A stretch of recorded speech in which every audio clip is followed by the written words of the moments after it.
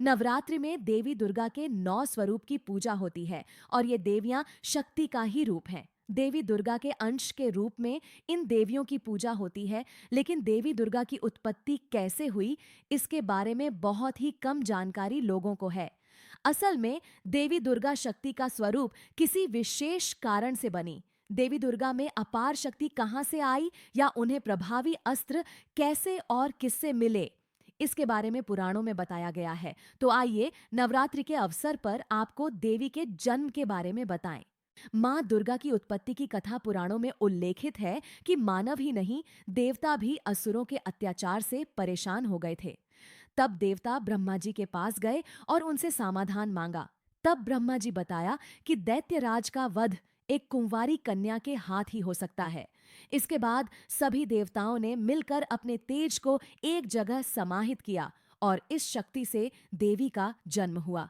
देवगण की शक्ति से बना देवी का सभी अंग देव गणों की शक्ति से देवी की उत्पत्ति हुई, लेकिन देवी के शरीर का अंग प्रत्येक देव की शक्ति का अंश से हुआ है। जैसे भगवान शिव के तेज से माता का मुख बना, श्री हरि विष्णु के तेज से भुजाएं, ब्रह्मा जी के तेज से माता के दोनों चरण बने। वहीं यमराज के तेज से मस्तक और केश, चंद्रमा के तेज से स्तन, इंद्र के तेज से कमर, वरुण के तेज से जांघें, पृथ्वी के तेज से नितंब, सूर्य के तेज से दोनों पैरों की अंगुलियां, प्रजापति के तेज से सारे दांत, अग्नि के तेज से दोनों नेत्र, संध्या के तेज से भौहें, वायु के तेज से कान तथा अन्य देवताओं के तेज से देवी के भिन्न भिन्न अंग बने। देवी का जन्म तो हो गया, लेकिन असुरों के अंत के लिए अभी भी अपार शक्ति की जरूरत थी। तब भगवान शिव ने उनको अपना त्रिशूल, भगवान विष्णु ने चक्र, हनुमान जी ने गदा, श्री राम ने धनुष, अग्नि ने शक्ति व बाणों से भरे तरकश, वरुण ने दिव्य शंख, प्रजापति ने स्फटिक मणियों की माला, लक्ष्मी जी ने कमल का फूल, इंद्र ने वज्र, शेषनाग ने मणियों से सुशोभित नाग, वरुण देव ने पाशव तीर, ब्रह्मा जी ने चारों वेद तथा हिमालय पर्वत ने माता उनका वाहन सिंह दिया। इन सभी अस्त्र शस्त्र को देवी दुर्गा ने अपनी 18 भुजाओं में धारण किया और ऐसे बना देवी का विराट रूप। अस्त्र शस्त्र और आंतरिक शक्ति से देवी का विराट रूप बन गया और असुर उन्हें देखकर भयभीत होने लगे। देवी के पास सभी देवताओं की शक्ति है, उनके जैसा कोई दूसरा शक्तिशाली नहीं है। उनमें अपार शक्ति है, उन शक्तियों का कोई अंत नहीं है, इसलिए वे आदि शक्ति कहलाती है। तो दोस्तों, आपने अभी तक माँ दुर्गा का जन्म कैसे हुआ उसके बारे में जाना है। अब हम आपको बताएंगे कि माँ दुर्गा के 9 स्वरूप के बारे में। पहला, माँ शैलपुत्री। नवरात्रि के प्रथम दिन माँ शैलपुत्री की पूजन किया जाता है। ये माँ दुर्गा का प्रथम स्वरूप है। ये राजा हिमालय शैल की पुत्री है, इसी कारण यह शैलपुत्री कहलाती है। ये वृषभ पर विराजती है। इसके दाहिने हाथ में त्रिशूल तो बाएं हाथ में कमल धारण करती है। प्रथम दिन इसकी पूजन से ही भक्त की 9 दिन की यात्रा आरंभ होती है।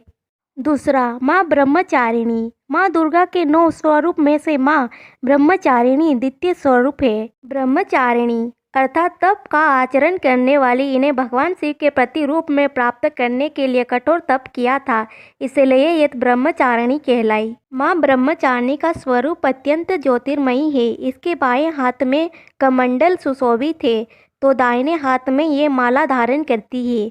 इसकी उपासना से साधक को सदाचार संयम की प्राप्ति होती है। तीसरा, माँ चंद्रघंटा। नवरात्रि के तीसरे दिन माँ चंद्रघंटा की पूजा होती है। ये माँ दुर्गा की तृतीय शक्ति है। इनमें ब्रह्मा, विष्णु और महेश तीनों की शक्तियाँ समाहित है। इनके मस्तक पर अर्ध चंद्र सुशोभित है, इसके कारण ये चंद्रघंटा कहलाती है। इनकी घंटी की ध्वनि से सभी नकारात्मक शक्तियाँ दूर भाग जाती है। इनका रंग स्वर्ण के समान चमकीला है। ये सिंह पर विराजती है। ये माँ चंद्रघंटा का स्वरूप भक्त के लिए अत्यंत कल्याणकारी है। चौथा, माँ कुष्मांडा। नवरात्रि के चौथे दिन माँ दुर्गा के चतुर्थ स्वरूप कुष्मांडा माता के पूजन का विधान है। इनकी मंद हंसी से ही ब्रह्मांड का निर्माण होने के कारण इनका नाम कुष्मांडा पड़ा। धार्मिक ग्रंथों के अनुसार जब चारों ओर अंधकार ही अंधकार था, तब माँ की ऊर्जा से ही सृष्टि का सर्जन हुआ था। माँ कुष्मांडा के 8 भुजाएं हैं। वे इनमें धनुष, बाण, कमल, अमृत चक्र, गदा और कमंडल धारण करती है। माँ के 8वें हाथ में माला सुशोभित रहती है। ये भक्तों को भवसागर से पार उतारती है और उसे लौकिक परलौकिक उन्नति प्रदान करती है। 5वां, माँ स्कंद माता। नवरात्रि के 5वें दिन माँ दुर्गा के पंचम स्वरूप स्कंद माता का पूजन किया जाता है। यह अपनी गोद में कुमार कार्तिकेय को लिए हुए है और कार्तिकेय का एक नाम है स्कंद। इसी कारण ये स्कंद माता कहलाती है। ये कमल के आसन पर विराजती है और उनका वाहन है सिंह। इनका स्वरूप स्नेहमयी और मन को मोह लेने वाला है। इनकी 4 भुजाएं हैं। 2 भुजाओं में कमल सुशोभित है तो वहीं एक हाथ पर मुद्रा में रहता है। माँ एक हाथ में अपने गोद में स्कंद कुमार को लिए हुए है। स्कंद माता सदैव अपने भक्तों को कल्याण के लिए तत्पर रहती है। 6वां, माँ कात्यायनी। नवरात्रि के 6ठे दिन माँ दुर्गा का अष्टम स्वरूप माँ कात्यायनी की आराधना की जाती है। उन्होंने कात्यायन ऋषि की तपस्या से प्रसन्न होकर उनके घर में पुत्री के रूप में जन्म लिया था और ऋषि कात्यायन ने ही सर्वप्रथम इनका पूजन किया था। इसी के कारण इनका नाम पड़ा कात्यायनी। माँ कात्यायनी का स्वरूप तेजस्मयी और अत्यंत चमकीला है। इनकी 4 भुजाएं हैं। दाहिनी तरफ का ऊपर वाला हाथ अभय मुद्रा में रहता है तो वही नीचे वाला हाथ वर मुद्रा में रहता है। बाईं ओर के ऊपर वाला हाथ में कमल सुशोभित है। सिंह माँ कल्याणी का वाहन है। इसकी साधना से सात को इस लोक में रहकर भी अलौकिक तेज की प्राप्ति होती है। 7वां, माँ कालरात्रि। माँ दुर्गा के सप्तम स्वरूप को कालरात्रि कहा जाता है। नवरात्रि के सप्तम तिथि को इन्हीं की पूजा अर्चना की जाती है। इनका स्वरूप देखने में प्रचंड है लेकिन माँ अपने भक्तों को सदैव शुभ फल प्रदान करती है, इसलिए इन्हें शुभडंकारी भी कहा जाता है। पौराणिक कथा के अनुसार रक्तबीज नामक राक्षस का संहार करने के लिए माँ ने यह भयानक रूप धारण किया था। इसकी पूजा करने से भक्त सभी तरह से भय से दूर हो जाता है और ये दुष्ट का विनाश करती है। 8वां, माँ महागौरी। माँ दुर्गा के 8वें स्वरूप माँ गौरी कहा जाता है। दुर्गा अष्टमी के दिन माँ गौरी की पूजा आराधना की जाती है। पौराणिक कथा के अनुसार इन्हें भगवान शिव के प्रति रूप को प्राप्त करने के लिए कठिन तपस्या की थी जिसके कारण इनका शरीर काला पड़ गया था। भगवान शिव ने प्रसन्न होकर इन्हें गौरवाणी प्रदान किया, इसलिए माँ गौरी कहलाई।